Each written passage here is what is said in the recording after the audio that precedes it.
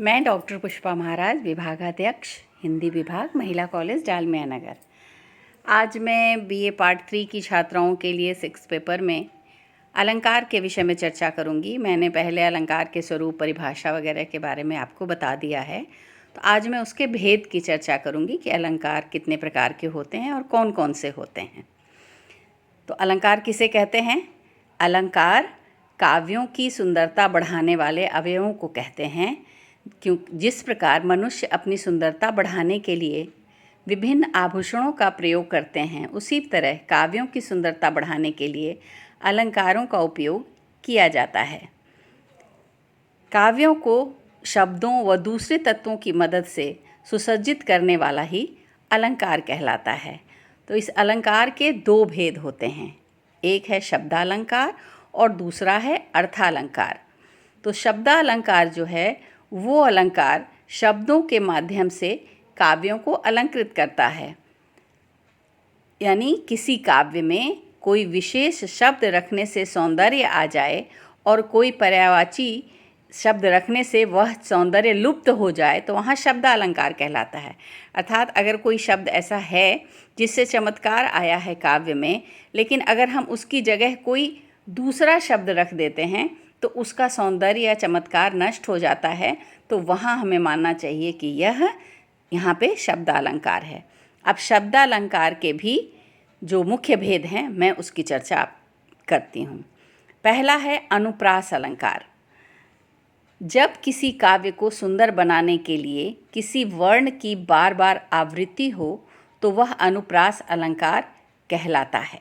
जैसे चारु चंद्र की चंचल किरणें खेल रही थीं जल थल में। अब यहाँ पर आप देखिए कि च वर्ण की आवृत्ति से वाक्य का सौंदर्य बढ़ रहा है, तो इसलिए यहाँ पर कौन सा अलंकार हुआ? ये अनुप्रास अलंकार कहा जाएगा। अनुप्रास अलंकार के भी 5 प्रकार बताए गए हैं।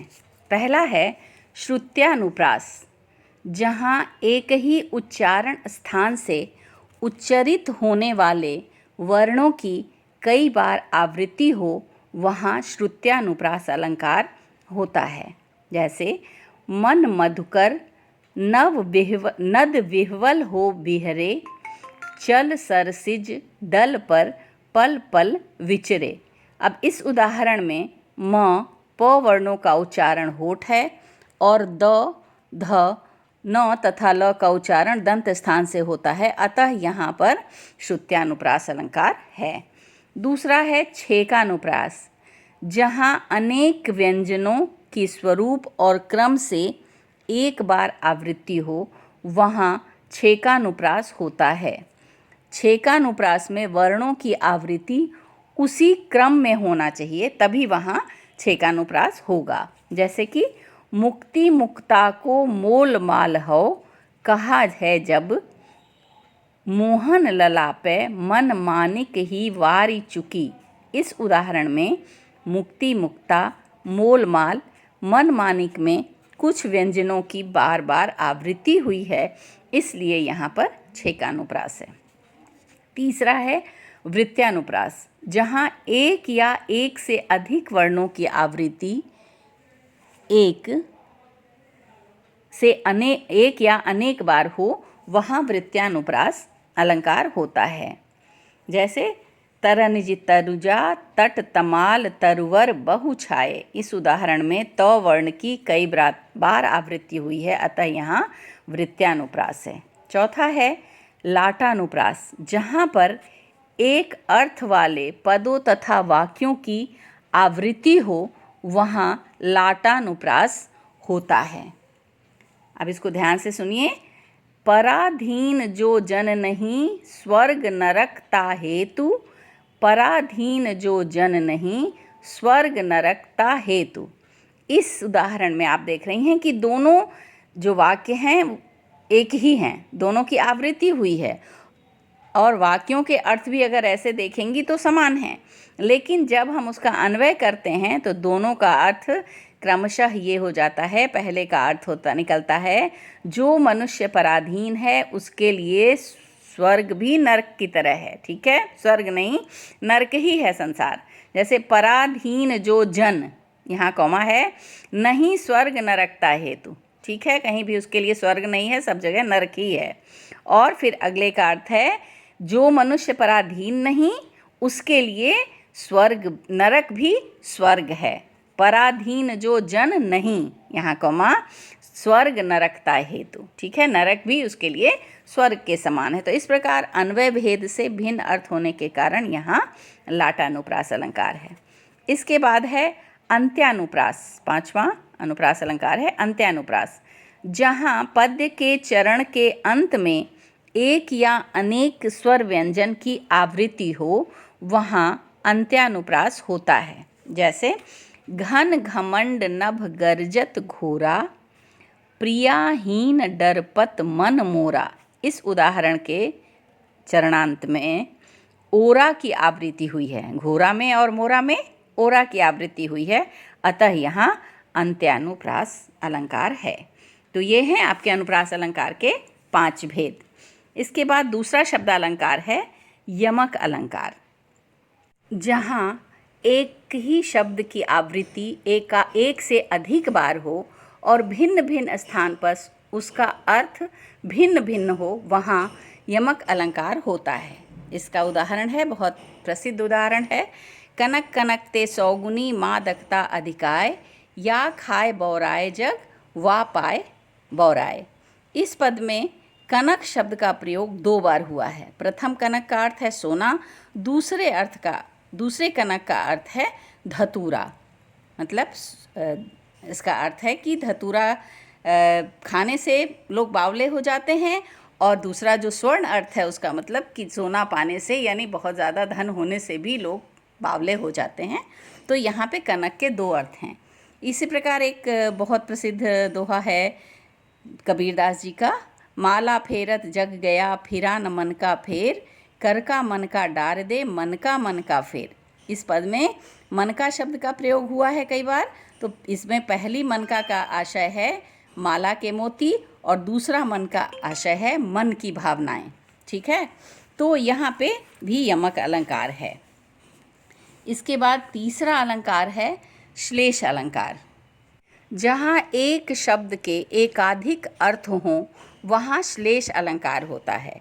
अर्थात श्लेष अलंकार में एक ही शब्द के विभिन्न अर्थ होते हैं। जैसे रहीमन पानी राखिए बिन पानी सब सून, पानी गए न उबरे मोती मानस चून। इस दोहे में रहीम ने पानी को 3 अर्थों में प्रयोग किया है।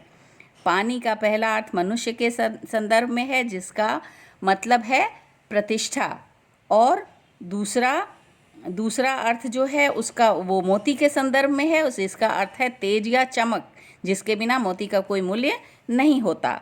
पानी का तीसरा अर्थ है चून, जिस चूने के लिए जिसका वहाँ पे पानी का अर्थ जल के लिए या पानी के लिए ही लिया गया है, उसके बिना भी चूना जो होता है वो व्यर्थ हो जाता है, उसका कोई अस्तित्व नहीं होता। तो इस प्रकार इस उदाहरण में जो पानी शब्द है उसका वो श्लिष्ट शब्द है, और उसको यहाँ पे श्लेष अलंकार है। इसके बाद अगला है वक्रोक्ति अलंकार, जहाँ वक्ता के द्वारा किसी अभिप्राय से कहा गया वाक्य यदि अन्य व्यक्ति मतलब श्रोता के द्वारा श्लेष या काकू रूप ध्वनि विकार के हेतु से अन्य अर्थ में कल्पित कर लिया जाता है, वहाँ वक्रोक्ति अलंकार होता है। जहाँ कहने वाला किसी बात को किसी अभिप्राय से कहे और सुनने वाला श्लेष और काकू के द्वारा उसका दूसरा ही अर्थ लगा ले, वहाँ वक्रोक्ति अलंकार होता है। और इसीलिए जो ये अलंकार है इसके 2 भेद होते हैं। पहला है श्लेष वक्रोक्ति और दूसरा है काकू वक्रोक्ति। वक्रोक्ति में वक्ता के कथन का क्लिष्ट शब्दों द्वारा अन्य व्यक्ति से भिन्न अर्थ कल्पित किया जाए तो श्लेष वक्रोक्ति अलंकार होता है। जैसे कि इसका उदाहरण देखिए, खरी हो हुवारी नैकू, कहा हमें खोटी देखी, सुनो बैन नेकू, सु तो आन ठाम बजाइए। अब यहाँ राधा कृष्ण का संवाद है। इसमें 2 श्लिष्ट शब्द हैं, खरी जिसका अर्थ है खड़ा होना या अच्छा, कहते हैं ना खरा सोना, यानी शुद्ध या अच्छी, है ना। और बैन, बैन का मतलब है यहाँ वचन और वीणा, शब्द के द्वारा वक्ता का चमत्कार प्रदर्शित है। इन्हीं दोनों शब्दों में इसमें वक्रोक्ति अलंकार है। कैसे? श्री कृष्ण राधा से खड़ी रहने के लिए कहते हैं, खरी हो वारी नहीं, खड़े रहने के लिए कहते हैं, किंतु राधा श्लेष द्वारा बड़ी चतुरता से खरी शब्द का अर्थ अच्छी लगाकर उत्तर देती है और कहती है, कहाँ हमें खोटी देखी, क्योंकि मुझ में तुमने खोटा क्या देख लिया। ठीक है, तो अब इसी प्रकार कृष्ण पुनः राधा से बैन सुनने के लिए कहते हैं, परंतु राधा बैन शब्द के द्वारा उसका अर्थ वीणा लगाकर उत्तर देती है कि उसे दूसरे स्थान पर जाकर बजाइए। अतः यहाँ श्लेष वक्रोक्ति अलंकार है। इसके बाद अगला है काकू वक्रोक्ति, जहाँ वक्ता के वाक्य से कंठ ध्वनि की विशेषता से श्रोता द्वारा अन्य अर्थ कल्पित किया जाए, वहाँ काकू वक्रोक्ति होती है। जैसे उदाहरण है कि मैं सुकुमारी नाथ बन जोगू, तुम ही उचित तप मोकहूँ भोगू। यहाँ इन अर्थ में राम और सीता का संवाद है, जिसमें जब राम वन जा रहे हैं तो उनसे वो कहते हैं कि तुम वन मत जाओ, सीता से कहते हैं क्योंकि तुम बहुत सुकुमारी हो। तो उस पर राधा ये उत्तर देती हैं कि मैं सुकुमारी, कि हाँ ठीक है मैं सुकुमारी हूँ, और नाथ बन जोगो, और हे नाथ आप तो वन के योग्य हैं। अर्थात लेकिन वो कहना क्या चाहती हैं कि हे आप भी मेरे ही समान सुकुमार हैं, अतः आप जा सकते हैं तो मैं भी जा सकती हूँ। ठीक है, तो ये जो अर्थ है यहाँ पे काकू के द्वारा ये अर्थ निकलता है, तो यह काकू वक्रोक्ति है।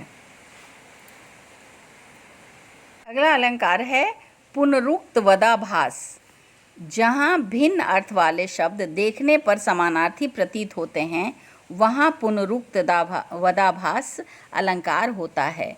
यहाँ पुनरुक्ति का आभास मात्र होता है, वास्तव में पुनरुक्ति नहीं होती है। पुनः उक्ति, पुनरुक्ति का मतलब एक ही उक्ति को फिर से कहना। जैसे उदाहरण है, यह पर्वत रसमग्न अचल कितने प्रसन्न। यहाँ पर्वत और अचल शब्दों में पुनरुक्ति हो रही है, किंतु यह अचल जो है वो निश्चल अर्थ का वाचक है, अतः यहाँ पुनरुक्तदाभास अलंकार है। अगला अलंकार है विप्सा, जहाँ आदर, घृणा, हर्ष, शोक, विस्मय आदि भावों को प्रभावशाली रूप में व्यक्त करने के लिए किसी शब्द की आवृत्ति हो, वहाँ विप्सा अलंकार होता है। उदाहरण देखिए, हा इन्हें रोकने को टोक न लगाओ तुम, विशद विवेक ज्ञान गौरव दुलारे हो। इस उदाहरण में हा शब्द की आवृत्ति द्वारा गोपियों के विरह की तीव्र व्यंजना कराई गई है, अतः यहाँ विप्सा अलंकार है। इसके बाद अगला है पुनरुक्ति प्रकाश, जहाँ सौंदर्य सृजन अथवा छंद के पूर्ति के लिए शब्दों की आवृत्ति हो, वहाँ पुनरुक्ति प्रकाश अलंकार होता है। उदाहरण, आई फिर ओप ठाम ठाम ब्रज गामनी के, विरहनी वामिनी के बाम अंग फरके। यहाँ ठाम ठाम शब्दों की आवृत्ति सौंदर्य सृजन के लिए है, अतः पुनरुक्ति प्रकाश अलंकार है। तो ये हो गए आपके शब्दालंकार के भेद, और अब मैं अगले ऑडियो में आपको अर्थालंकार के विषय में बताऊंगी। धन्यवाद। सौंदर्य सृजन